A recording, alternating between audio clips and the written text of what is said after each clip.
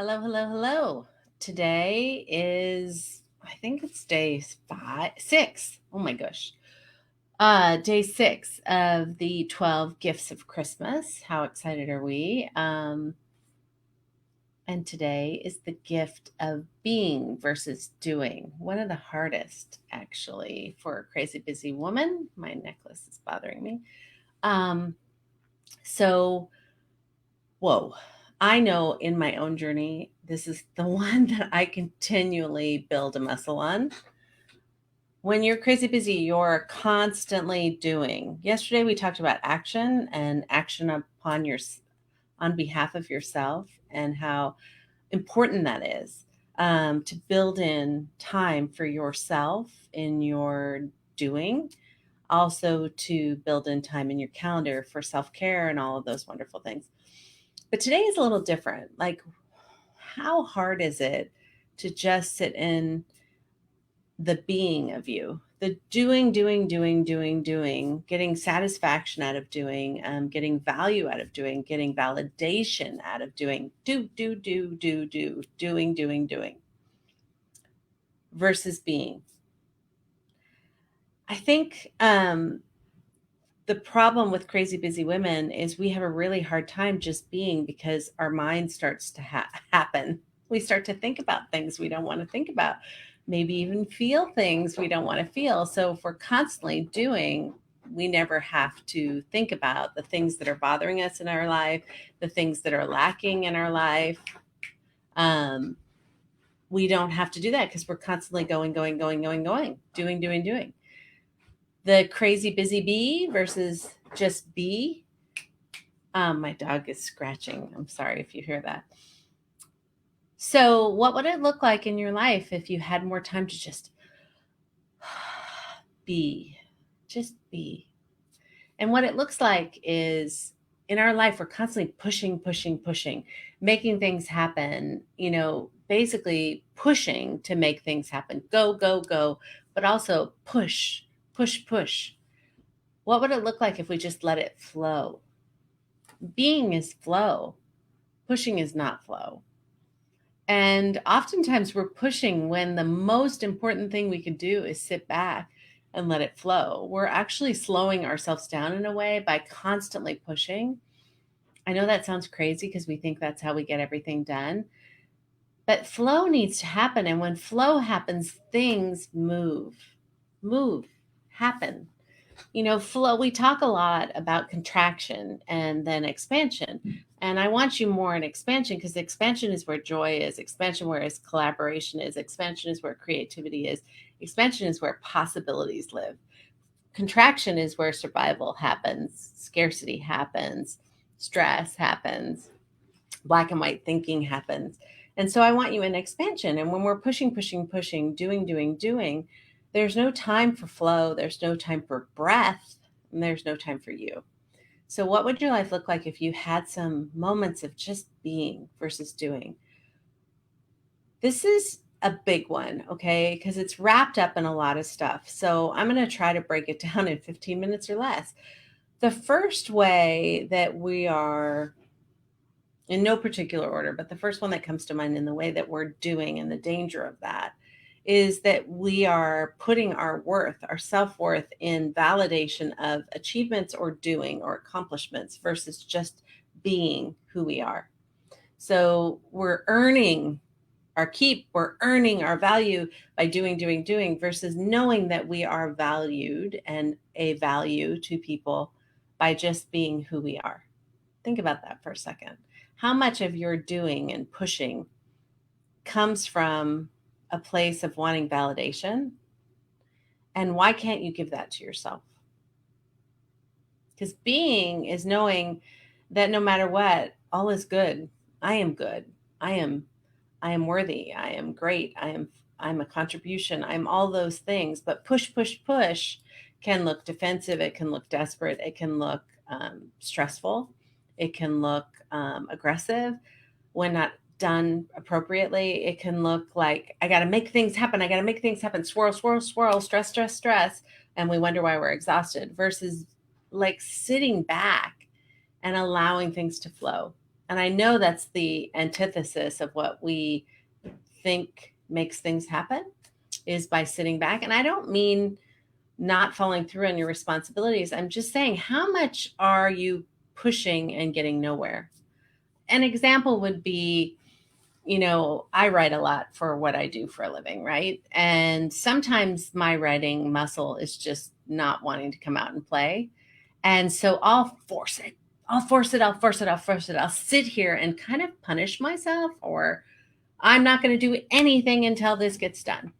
Okay. That was my old way. And now I'm like, I am not, this isn't flow.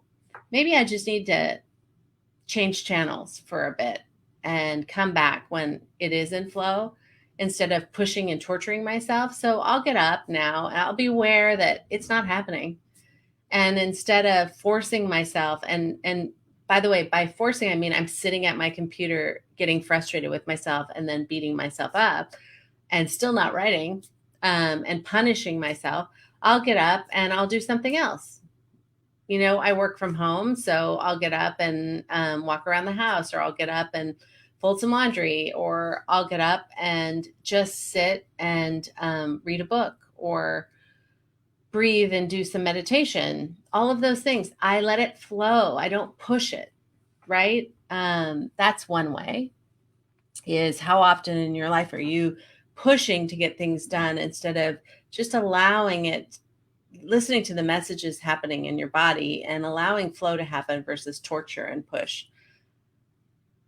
And I myself can do a better job in those moments of just sitting with myself and breathing and meditating and doing something for myself, versus just changing channels and distracting in a different way. And I'm constantly working on that.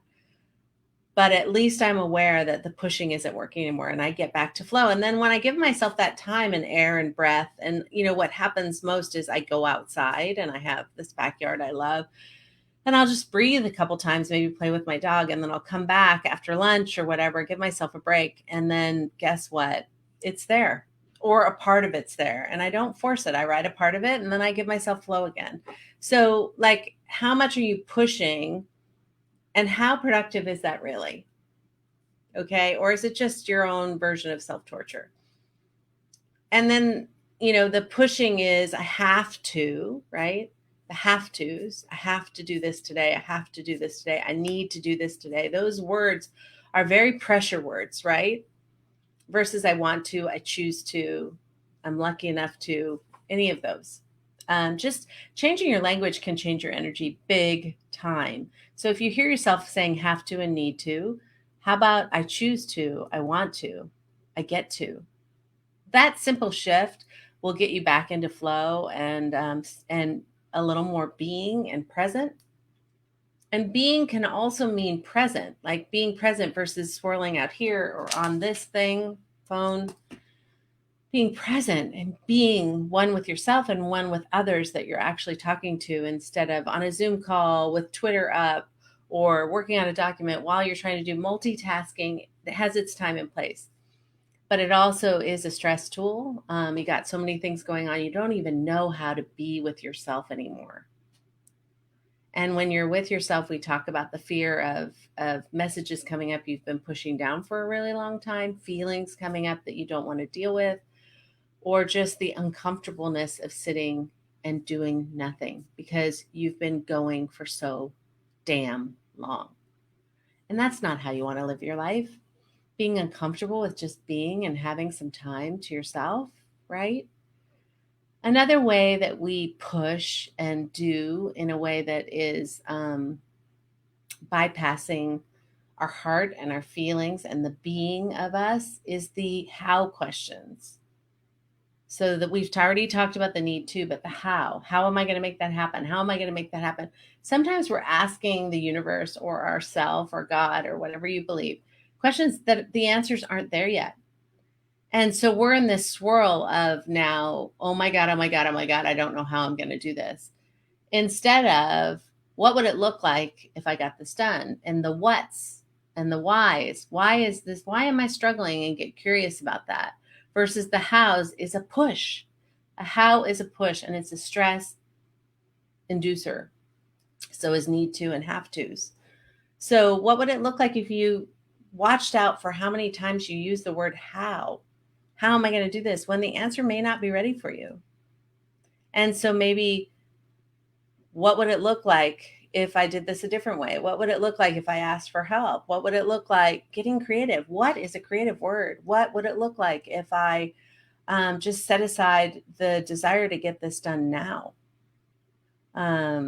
Because it's not that necessary and I can do some other stuff, or I can just sit for a while and give myself, go for a walk, put on some music, give myself that break we talked about yesterday.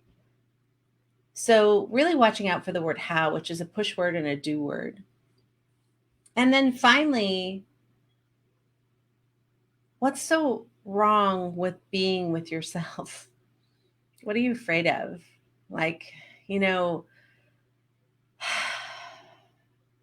just experimenting with how much silence. We're going to talk about quiet in a couple of days, but how much being, and by being, it's like being with yourself, being with the person in front of you, presencing the moment. Breath and silence are some of the most important things we can do to get us back in the room. And you deserve to have breathing happen in your life, actual breathing. Like, I know this sounds crazy, but we're going. We're breathing at a pace that is stressful. Got to do this, got to do that, got to do this. And I start to feel that swirl now in my body, and you can feel it. Your heart is racing. You're like, oh my God, oh my God. And I stop and I breathe. And I ask, what is really true? Like, is this really all this stress I'm feeling? What's the truth? What is the truth? What really needs to get done right now? And what is self-induced stress? Like, what deadlines am I self-imposing on myself? Especially this time of year. Like, I woke up this morning and I started to feel that swirl because I'm trying to take the next 2 weeks off.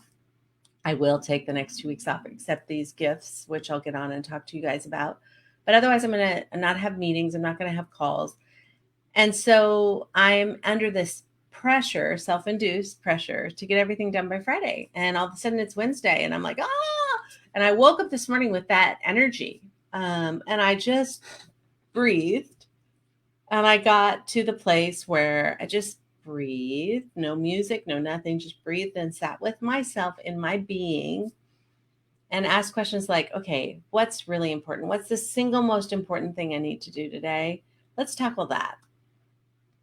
What's actually doesn't need to get done today? Let's think about that. And I just started to break it down, because we create these messes and this overwhelm ourselves. We create overwhelm. Overwhelm doesn't happen to us. We create it inside of us. And breaking it down and to pieces, bite by bite, really helps us. But that can't happen unless we stop. And I know when we're stressed, and I know when we've got a lot on our plate, the actual stepping back sounds like a ridiculous thing to do, but it's the single most important thing you can do, because without stopping and breathing and being, we're not going to be able to tackle or change not only our energy, but our reaction to the world or anything. Because again, we're in this, we're not in this.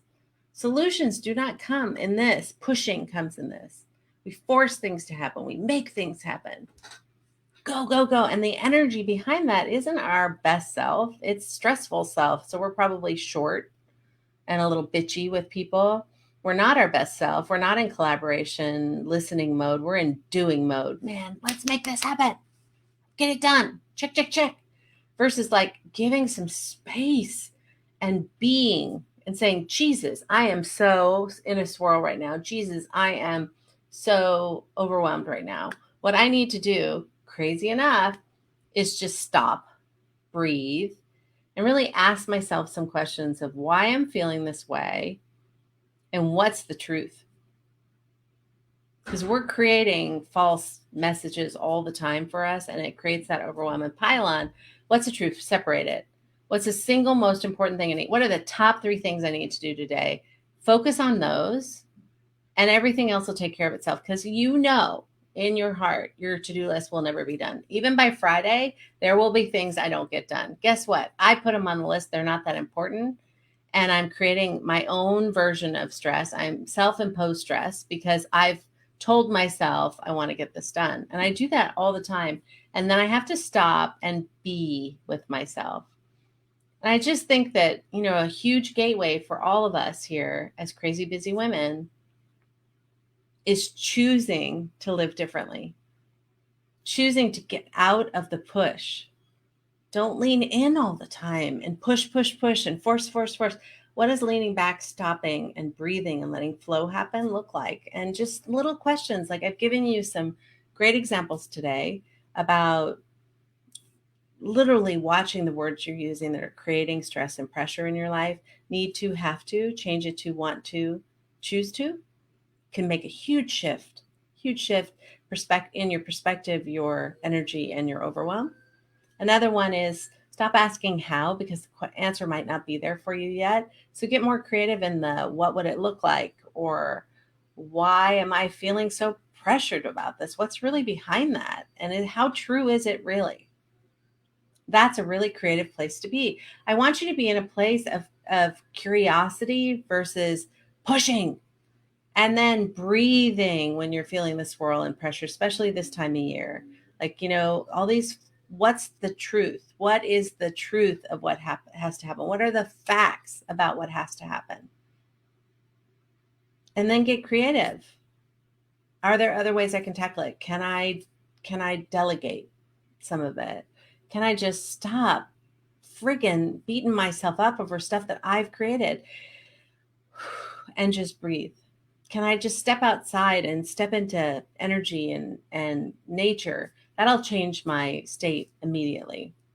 Breathing will change my state immediately. Getting quiet will change my state immediately. Seeking joy will change my state immediately. We need commercial breaks when we're feeling swirls and stress and overwhelm. Commercial breaks. And commercial breaks are about recentering yourself and being. So can we make 2021 the year we stop doing all the time and we spend more time being? Stop being the busy bee and just be with ourselves, with our loved ones, with creativity and possibility, which happens when we stop doing and stop pushing. So I'm going to leave you, I'm a couple minutes late. I'm going to leave you with the question of, where in your life are you pushing, and how productive is that really? And I'm going to ask that how. Is that really productive? Is it really getting you to the goal line? I mean, there's always a gazillion possibilities in between of how you could do something. But we create these black and whites to create more stress on ourselves, and these self-imposed deadlines and these self-imposed rules. And then we criticize ourselves for not meeting them, and nobody else is criticizing us. So what would it look like if you just took the foot off the gas and just let flow into your life? What are you forcing? What are you pushing? That is the gift I give you today, is the gift of being, slowing down, flow. I hope you really implement it. I hope you really think about how much of your life you're pushing versus being. Have a good day, and I'll talk to you tomorrow with another gift. Bye.